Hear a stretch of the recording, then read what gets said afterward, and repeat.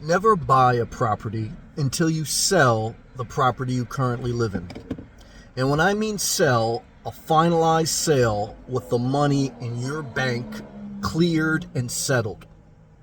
Because if you buy another property while you still own your current property, you're putting yourself at financial risk where you have too much of your net worth tied up in real estate and you have recurring fees with property taxes, utilities, maintenance, and upkeep to maintain while you wait to liquidate one of the properties.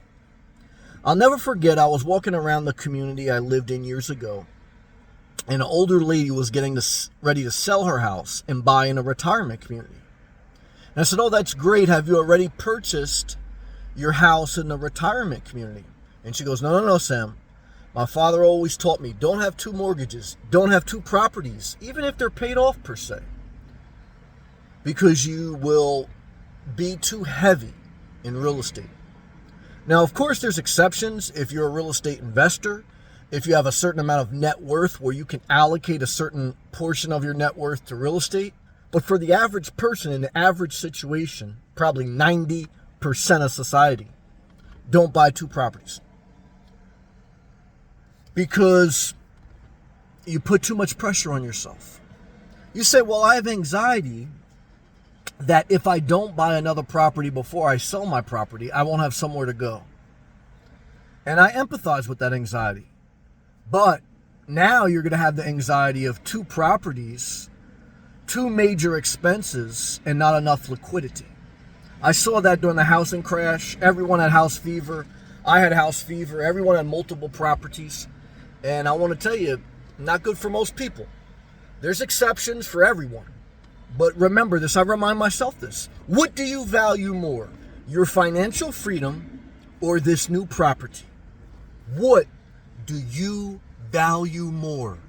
Your financial freedom or this property, this extra property, this second property, this third property? Do you want to be house poor? That's how you do it. You have house fever without house discipline. That's how you end up cursing the Federal Reserve when you should look in the mirror and say you did things out of order. If you don't sell and have the money settled in your account before you buy, you did things out of order. Because even if you make a mistake, if you do things in order, you're living below your means and you have a buffer. But if you do things out of order and you're living above your means, you have no buffer. So I want to share with you, for most people, not all, there's exceptions. Think about that. Don't buy a second property. Don't buy a third property. Don't buy a property. Don't buy another one until you sell your current one. Why? Because it's harder to sell than it is to buy. It's harder to discipline yourself to get through the sale before you buy. Financial freedom is the goal, not frivolous real estate acquisitions. And if you don't remember that, you will get seduced into the ultimate affair of house fever. And I want to tell you in life, get financial freedom fever. Get financial freedom fever. Because everyone who's selling has one thing in common. They want the money. They want the liquidity. And I want to tell you, this is a major expense in life, housing. There's three major expenses in life. Having a child, number one. Having a house, number two. Having a vehicle, number three. Your three biggest expenses, child, house, and car.